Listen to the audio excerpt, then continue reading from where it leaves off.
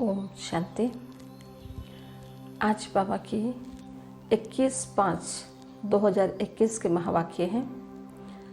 आज बाप दादा कहते हैं, मेरुआ मौत मलुक का शिकार।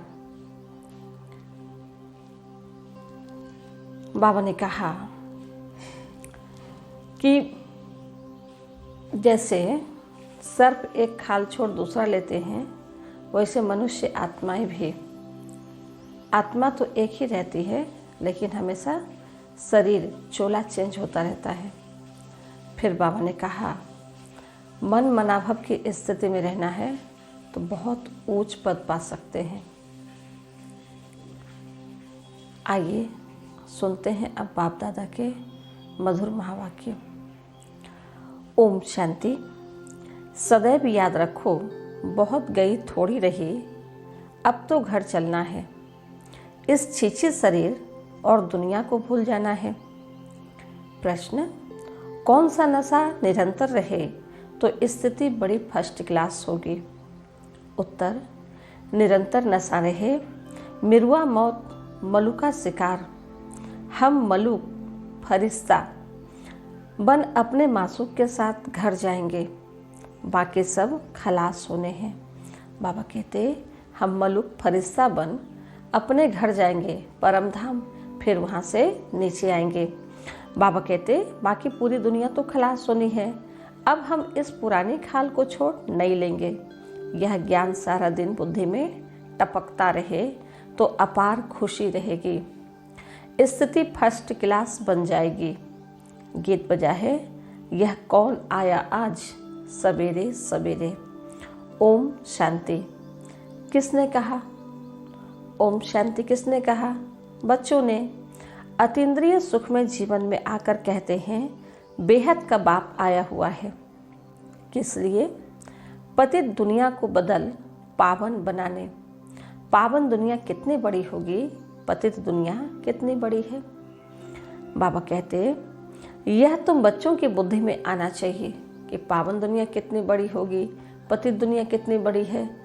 यह तुम बच्चों की बुद्धि में आना चाहिए, क्योंकि बाबा ने हम बच्चों को ज्ञान का तीसरा नेत्र दिया है। बाबा कहते हैं, यहाँ कितने करोड़ों मनुष्य हैं। इसको पतित भ्रष्टाचारी दुनिया कहते हैं। मीठे मीठे बच्चों को दिल में आना चाहिए, हमारी नई दुनिया कितनी छोटी होगी, क्योंकि वहाँ तो एक ही धर्म और एक ही राज्य होगा, इसलिए वहाँ हमारी नई दुनिया बहुत छोटी होगी। यहाँ तो बहुत सारे धर्म हैं, बहुत मनुष्य आत्माएं बढ़ गए हैं, तो बहुत बड़ी हो गई। बाबा कहते हैं, हम कैसे राज्य करेंगे? हमारे भारत जैसा कोई देश हो नहीं सकता। यह कोई नहीं समझते। भारत स्वर्ग था, उस जैसा कोई देश हो नहीं सकता। भारत में ही भगवान आते हैं और भारत को भगवान आकर स्वर्ग बनाते हैं। तो बाबा कहते हैं कि भारत जैसा कोई देश हो नहीं सकता। तुमको यह समझ में आता है, यह भारत तो अब कोई काम का नहीं है। भारत स्वर्ग था, अब नहीं है। यह किसको याद नहीं आता है? हमारा भारत सबसे ऊंच है, सबसे प्राचीन है। हमारा भारत ही सबसे ऊंच है और सबसे पुराना है, प्राचीन है। तुम बच्चों की बुद्धि में आता है, सो भी नंबरवार पुरुषार्थानुसार। इतनी खुशी, इतना रिगार्ड रहता है। बाबा कहते, इतनी खुशी, इतना रिगार्ड रहता है कि हम कहाँ हैं? भारत में। किससे पढ़ाई पढ़ रहे हैं? भगवान से। तो बाबा कहते, बेहद का बाप आया हुआ है। कल्प कल्प आते हैं। माया रावण ने जो हमारा राज्य छीन लिया है, वह हम आत्माओं को फिर से अपना राज्य भाग्य बाबा आकर देते हैं। ऐसे नहीं कि कोई लड़ाई से छीना गया है। बाबा कहते, यह राज्य भाग्य हम लड़ाई से नहीं छीनते, लड़ाई से नहीं लेते, बल्कि योग बल से लेते हैं अपना राज्य और भाग्य। बाबा कहते, नहीं, रावण राज्य में हमारी मत भ्रष्टाचारी हो जाती है। श्रेष्ठाचारी से हम भ्रष्टाचारी बन जाते हैं। श्रेष्ठाचारी अभी संगम पर बनते हैं और फिर भ्रष्टाचारी द्वापर से आके बनते हैं, रावण का राज्य जब शुरू होता है। तो बाबा कहते हैं, दुनिया देखो कितनी बढ़ गई है, हमारा भारत देश कितना छोटा था। स्वर्ग में कितने सुखी रहेंगे, हीरे जवाहरात के महल होंगे, वहाँ रावण होता नहीं, वहाँ स्वर्ग में रावण होता नहीं। बाबा कहते तुम बच्चों की बुद्धि में खुशी होनी चाहिए, अतीन्द्रिय सुख रहना चाहिए। बाप कहते हैं देही अभिमानी बनो। देह का भान तोड़ने के लिए बाबा ने कहा था 108 चत्तियों वाला कपड़ा पहनो। भल बड़े आदमियों से, जवाहरियों से कनेक्शन था, यह नशा टूटे कैसे। बाबा कहते हैं जब बाबा के तन में शिव बाबा की प्रवेशता हुई, ब्रह्मा बाबा के तन में, तो बाबा को भी तो वो नशा था ना कि हम सेठ साहूकार हैं, हम हीरे जवाहरात के व्यापारी हैं, राजा महाराजाओं के साथ हमारा उठना बैठना होता है। तो बाबा कहते हैं बेगर टू प्रिंस बनना है, तो वो नशा कैसे टूटे। तो बाबा कहते कि 108 चित्तियों वाला वस्त्र पहनो तो नशा टूटे कि हम कौन हैं, हम आत्मा हैं। देह भान का नशा टूटे, क्योंकि यह देह भान का चाहे कितना भी किसी के पास हो तो वो तो रहने वाला तो है नहीं, लेकिन आत्मिक स्थिति अगर हमारी ठीक होती है तो फिर भगवान से हमारा दिल लगता है, लगन लग जाता है। तो बाबा कहते हैं देही अभिमानी बनना पड़े, हम आत्मा हैं, यह तो पुराना शरीर है, इसको छोड़ नया फर्स्ट क्लास शरीर लेना है। सर्प तो एक खाल छोड़ दूसरी ले लेते हैं, तुम बच्चों की बुद्धि में ज्ञान है। बाबा कहते जैसे सर्प एक खाल छोड़ दूसरी लेते हैं, उसी प्रकार से हम मनुष्य आत्माएं भी बार बार 84 बार अपने शरीर को छोड़, अपने शरीर मतलब शरीर को बदलते, मानो जैसे वस्त्र बदल रहे हैं। तो बाबा कहते यह पुरानी खाल छोड़ हम दूसरी नहीं लेंगे, फिर दूसरा शरीर मिलेगा। यह तो सारा ज्ञान बच्चों की बुद्धि में टपकना चाहिए। बाबा कहते हैं यह तो छीछी दुनिया है, इनको देखते हुए भी बुद्धि से भूलना पड़ता है। हम यात्रा पर जा रहे हैं, हमारी बुद्धि का योग घर तरफ जा रहा है, अभ्यास तो करना पड़े ना। हमारी बुद्धि का योग घर तरफ जा रहा है, परम धाम तरफ जा रहा है, तो बाबा कहते अभ्यास तो करना पड़े ना। यह शरीर भी पुराना है, दुनिया भी पुरानी है, साक्षात्कार कर लिया है। अब यह देह और देह के सब संबंध छोड़ घर जाना है। बाबा कई बार से अटेंशन खिंचवा रहे हैं कि दुनिया तो अब गई की गई। जैसे कोई इंसान शरीर छोड़ता है तो आप चाहे कितना भी किसी से प्यार करो, लेकिन वो कहाँ तक साथ निभाएगा। लास्ट यात्रा कहाँ तक होगी, श्मशान घाट तक। उसके आगे की यात्रा तो आपको खुद से करनी होगी। तो इसलिए बाबा कहते रहना सबके साथ है, लेकिन बुद्धि योग एक बाप से लगाना है, क्योंकि अब घर जाना है। बाबा कहते हैं संबंध छोड़ घर जाना है, अंदर में खुशी होती है, अभी हमको वापस जाना है। बुद्धि योग वहाँ लगाना होता है, एक दो को यही सुनाना है, मन मना भव। बाबा ये बहुत ज़बरदस्त मंत्र दे रहे हैं, मन मना भव। यह बड़ा ज़बरदस्त मंत्र है। भल गीता तो बहुत पढ़ते हैं, परंतु अर्थ नहीं समझते हैं। जैसे और शास्त्र पढ़ते हैं ऐसे पढ़ लेते हैं, यह किसके बुद्धि में नहीं आएगा। हम भविष्य के लिए राजयोग सीख रहे हैं। गीता तो सभी पढ़ते हैं, पर किसी के बुद्धि में ये नहीं आएगा कि हम राजयोग सीख रहे हैं। बहुत गई, अब बाकी थोड़ा ही समय है। बाबा कहते संगम युग का समय बहुत थोड़ा बचा है, बहुत समय बीत चुका है, अब नहीं तो कब नहीं। अगर अब भी भगवान को नहीं पहचान पाए तो फिर पूरे कल्प में कभी भी भगवान का आना तो होगा ही नहीं, और फिर कभी नहीं पहचान पाएंगे। अभी ही हम बच्चों को अपने 84 जन्मों का भाग्य बनाना है। बाबा कहते हैं खुशी में ऐसे ऐसे अपने को बहलाते खुशी में आना है, यह तो सब खलास होना है। मिरुआ मौत मलुक का शिकार, मिरुआ मौत मलुक फरिश्ता बन बाबा के साथ चलना है। हम मासूक बन अपने मासूक के साथ घर जाएंगे। यह आत्माओं का बाप बैठ शिक्षा देते हैं। बाबा कहते हैं, है भी साधारण परंतु ऊंचते ऊंच है। बाप आए हैं बेहद का वर्षा देने, कल्प कल्प आते हैं, यह तो छीछी दुनिया है। ऐसी ऐसी बातें करनी होती है, अपने आप से ऐसी ऐसी बातें करेंगे तभी हमारा मोह टूटेगा। बाबा कहते हैं, इसको कहा जाता है विचार सागर मंथन। यह शास्त्र आदि तो जन्म जन्मांतर पढ़े हैं। हम भारतवासियों ने जितने जप तप आदि किए हैं उतना और कोई ने नहीं किया है। बाबा कहते, कई कहते हैं कि बच्चे आप पूजा पाठ नहीं करते, आप नास्तिक हो। बाबा ने कई मुरली में चलाई तो बाबा कहते हैं कि आप उनको कहो कि आप अपने आप को नहीं जानते हो तो आप नास्तिक हो, क्योंकि शास्त्र आदि तो हम बहुत पढ़े हैं। शास्त्र आदि पढ़ने के बाद भक्ति का फल ही तो भगवान देने आए हैं। तो इतनी भक्ति आदि हम बच्चों ने की है कि भगवान को भी हम बच्चों की आराधना सुन करके उनको भी नीचे हम बच्चों को संभालने के लिए आना पड़ा। तो ऐसा नहीं कि हम बच्चों ने भक्ति नहीं किया, पर सत्य ज्ञान मिला तो फिर भक्ति आप ही छूट गई, भगवान मिल गया। तो बाबा कहते हैं, जो पहले पहले आए होंगे उन्होंने ही भक्ति की है और वही ज्ञान योग में भी तीखे जाएंगे, क्योंकि उनको फिर पहले नंबर में आना है। देखते हो कोई कोई तो बहुत अच्छा पुरुषार्थ करते हैं। बाबा कहते, जो बहुत भक्ति की है उन्हीं को ज्ञान टच होगा और पहले पहले ज्ञान में वही आएंगे। बाबा कहते, तुम बच्चे जो इस रूहानी सर्विस में लगे हो उनके लिए तो बहुत अच्छा है। सचमुच भट्ठी में बैठे हैं, वह संबंध अटूट हुआ है। और जो गृहस्थ व्यवहार में रहते यह सुनते सुनाते हैं तो पुरानों से भी तीखे जा रहे हैं। बाबा कहते, घर गृहस्थ में रहते, घर गृहस्थ में रहना कोई मामूली बात नहीं है। घर गृहस्थ में तो बहुत सारा काम होता है, जिम्मेदारियां होती है, तो उसमें भी रहते अगर बाबा का ज्ञान सुन और सुना रहे हैं तो बाबा कहते वो बहुत तीखे जा सकते हैं।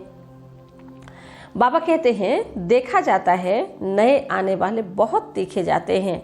तुम लिस्ट निकालेंगे तो मालूम पड़ जाएगा।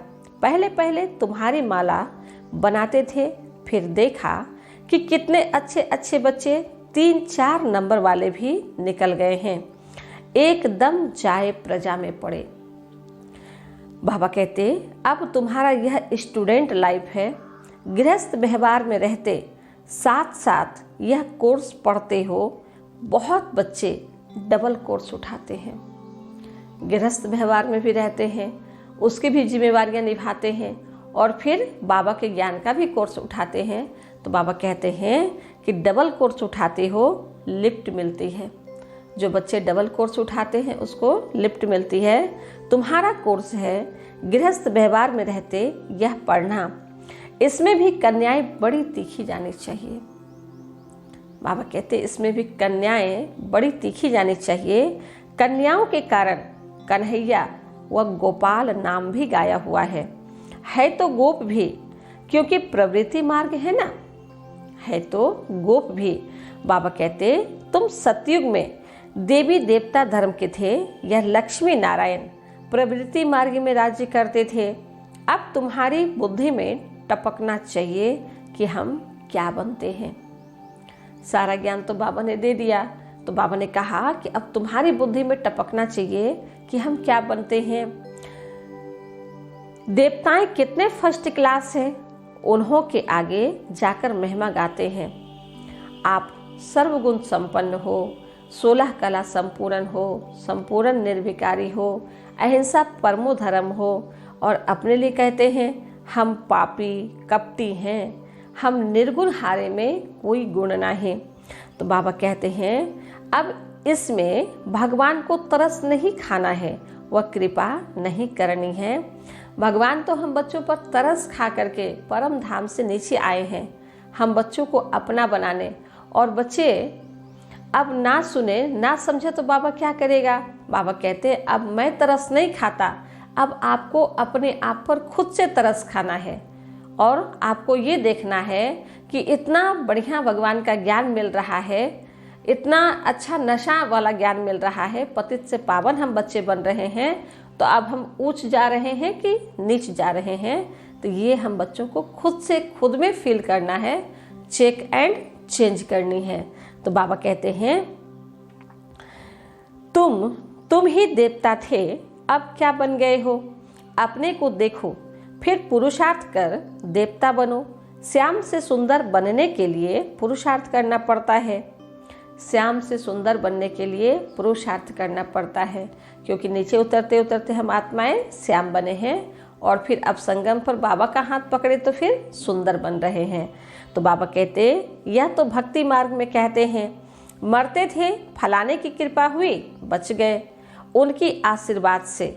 महात्मा आदि के हाथ पकड़कर कहेंगे आपकी आशीर्वाद चाहिए, यहाँ तो पढ़ाई है, कृपा आदि की बात नहीं।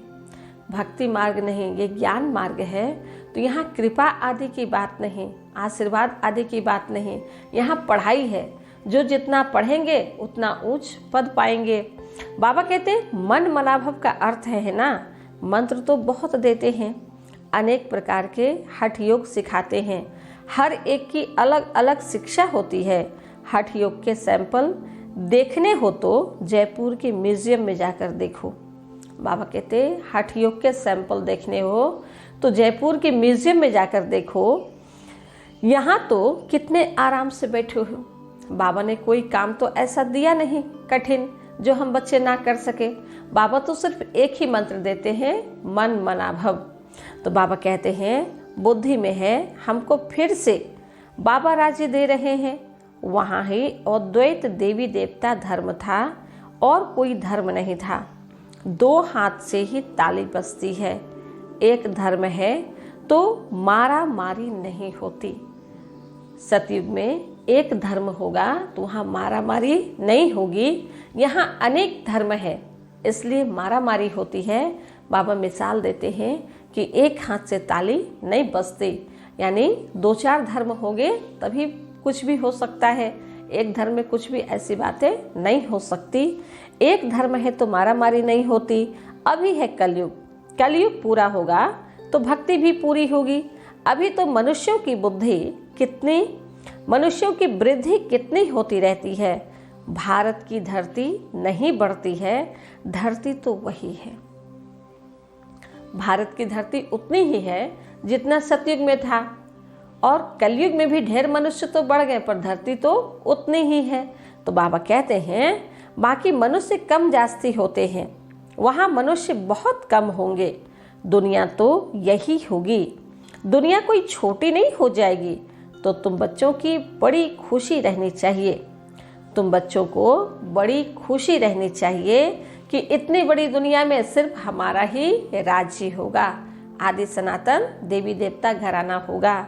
बाबा कहते हम योग बल से अपना राज्य स्थापन कर रहे हैं, हम बच्चे योग बल से अपना राज्य स्थापन कर रहे हैं बाप की श्रीमत पर। बाप कहते हैं मामेकम याद करो तो तुम्हारे पाप भस्म होंगे। आत्मा में ही खाट पड़ी हुई है ना, सिर्फ कहते हैं सतो रजो तमो, यह नहीं दिखाते कि आत्मा में ही खाट पड़ती है। पहले गोल्डन एजेड थे, प्योर सोना थे, फिर चांदी पड़ती है, उनको सिल्वर एज कहा जाता है। जब चांदी पड़ती है तो फिर उनको सिल्वर एज कहा जाता है, चंद्रवंशी। अंग्रेजी अक्षर कितने अच्छे हैं, गोल्डन, सिल्वर, कॉपर, फिर आयरन। जब नीचे उतरते हैं तो फिर आयरन हो जाते हैं, लोहे के समान हो जाते हैं। बाप समझाते हैं आत्मा में खाट पड़ी है, वह निकले कैसे। सतो से तमो बनी है, फिर तमो से सतो कैसे बने। समझते हैं गंगा में स्नान करने से सतो प्रधान बन जाएंगे, परंतु यह तो हो न सके। गंगा स्नान आदि तो रोज करते रहते हैं, कोई तो नेमी हो जाते हैं, नहर पर भी जाकर स्नान करते हैं। तुमको बाप कहते हैं यह नियम रखो बाप को याद करने का। बाबा कहते गंगा स्नान तो जन्म जन्मांतर से करते आए, लेकिन फिर भी कोई पावन नहीं बन सका, सभी पतित ही बन गए। तो बाबा कहते अब सिर्फ एक ही नियम रखो कि मुझे बाप को याद करना है। बाबा कहते हैं याद का स्नान व यात्रा करो, याद का स्नान व यात्रा करो। ज्ञान स्नान भी कराते हैं, योग की यात्रा सिखलाते हैं। बाप ज्ञान देते हैं, इनमें योग का भी ज्ञान, सृष्टि चक्र का भी ज्ञान है। बाकी शास्त्रों का ज्ञान तो बहुत देते हैं। योग को जानते ही नहीं, हठ योग समझ लिया है। योग को पूरे भारत में कोई नहीं जानता था, सब हठ योग को ही योग समझते थे। अब परम पिता परमात्मा आए हैं सच्ची सच्ची राजयोग सिखाने। बाबा कहते हैं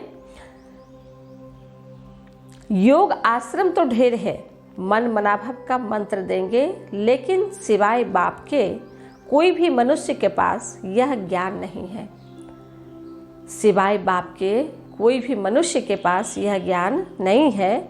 अब 84 जन्म का चक्र पूरा हुआ है, फिर नई दुनिया होगी। तुम्हारी बुद्धि में है झाड़ की वृद्धि कैसे होती है। हम बच्चों की बुद्धि में है कि झाड़ की वृद्धि कैसे होती है।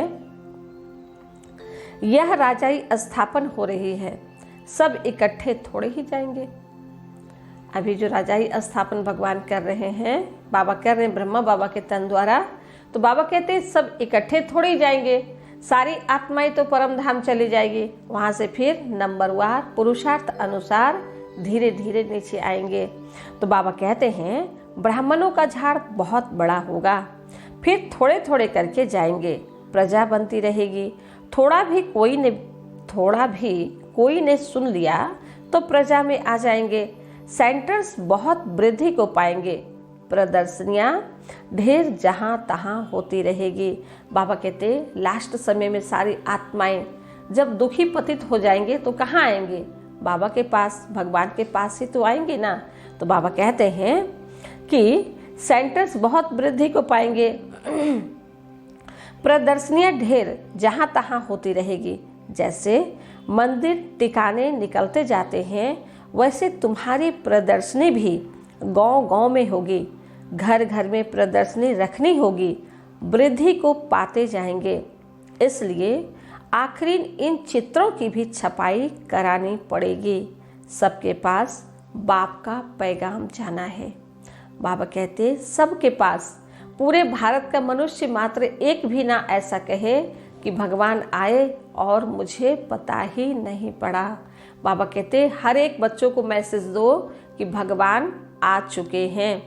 बाबा कहते हैं तुम बच्चों को बड़ी भारी सर्विस करनी है। अभी यह प्रैक्टिस प्रदर्शनी का फैशन निकला है, तो गांव-गांव में दिखाना पड़ेगा। वह अच्छी रीति उठाएंगे। शिव जयंती गाई जाती है, परंतु वह कैसे आते हैं यह किसको पता नहीं है। शिव जयंती गाई जाती है, परंतु भगवान कैसे आते हैं यह किसको पता नहीं है। शिव पुराण आदि में यह बातें हैं नहीं, यह बातें तुम सुनते हो। जब भगवान सम्मुख आते हैं तो यह बातें भगवान खुद सम्मुख हम बच्चों को सुनाते हैं, फिर भूल जाते हैं। अच्छी रीति पॉइंट्स धारण होगी तो सर्विस भी अच्छी रीति कर सकेंगे। बाबा कहते हैं परंतु सब पॉइंट्स किसको धारण नहीं होती है। भाषण करके आएंगे, फिर ख्याल में आएगा अर्जुन यह पॉइंट्स भी समझाते थे तो अच्छा था। जिनको देह अभिमान नहीं होगा वह झट बताएंगे, भाषण कर फिर विचार करेंगे हमने सब पॉइंट्स ठीक समझाई। अर्जुन यह पॉइंट्स भूल गए हैं। बाबा कहते कि मंथन करना है, विचार सागर मंथन करना है, तो फिर कोई बातें भूलेंगे नहीं। पॉइंट्स कोई साथ नहीं चलनी है, यह है सिर्फ अभी के लिए, फिर यह खत्म हो जाएगा। यह पॉइंट्स अभी के लिए है, फिर सब खत्म हो जाएगा। और इस पॉइंट से जो हमारी आत्मा पावन बनेगी, तो ये आत्मा जितने पावन बनेगी उस अनुसार से फिर पोस्ट और पोजीशन मिलेगा। तो बाबा कहते हैं इन आँखों से जो कुछ देखते हो फिर सतयुग में यह नहीं होगा। तुमको ज्ञान का तीसरा नेत्र अब मिलता है। अभी तुम त्रिनेत्री बनते हो। बाबा आकर तुमको ज्ञान दे रहे हैं जो आत्मा धारण करती है। आत्मा को तीसरा नेत्र मिलता है।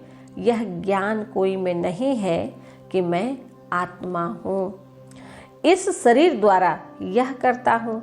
बाबा हमको पढ़ाते हैं, यह बुद्धि में रखना, इसमें मेहनत है। बाबा हमको पढ़ाते हैं, यह बुद्धि में रखना, इसमें मेहनत है। बच्चों को मेहनत करनी चाहिए और खुशी में रहना चाहिए। बाबा कहते बस अभी हमारा राज्य आया कि आया। किसका राज्य आया? हम बच्चों का राज्य आया।